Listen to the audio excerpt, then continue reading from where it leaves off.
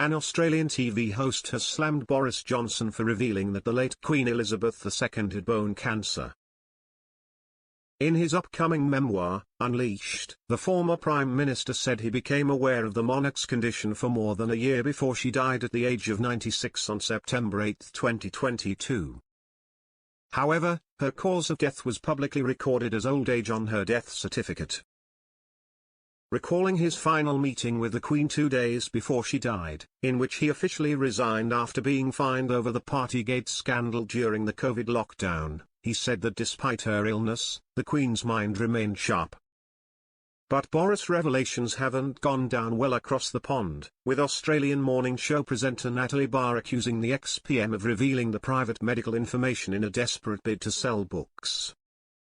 In a brutal two-word put-down saying exactly what she thought of the move as Boris continues the publicity tour of his new book, Sunrise TV host Natalie said, "Dog act, Boris."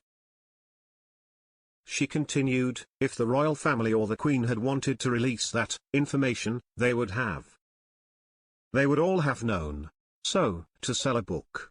I think that's appalling." Her co-star Matt Shervington agreed Boris was wrong to break royal protocol by revealing the Queen's private medical matters and said, to break the Queen's confidence in that way.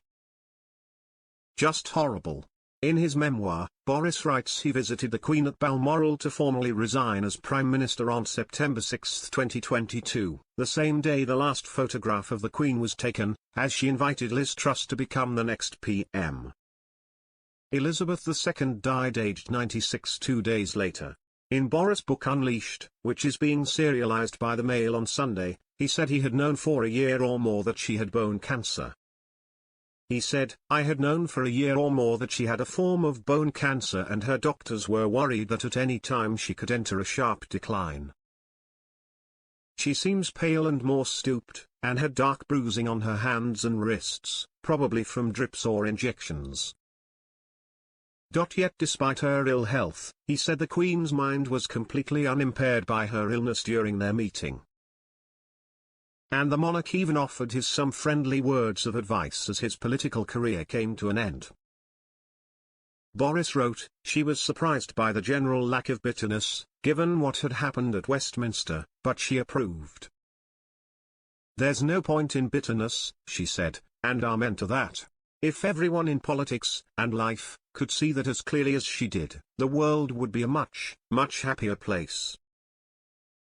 The Mirror has reached out to Boris reps for further comment on this story. The royal family have not confirmed that cancer attributed to the Queen's death.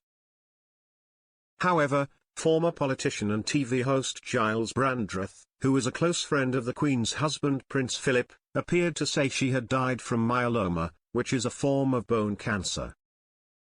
In his biography, Elizabeth, An Intimate Portrait, he said, "I had heard that the Queen had a form of myeloma, bone marrow cancer, which would explain her tiredness and weight loss and those mobility issues we were often told about during the last year or so of her life."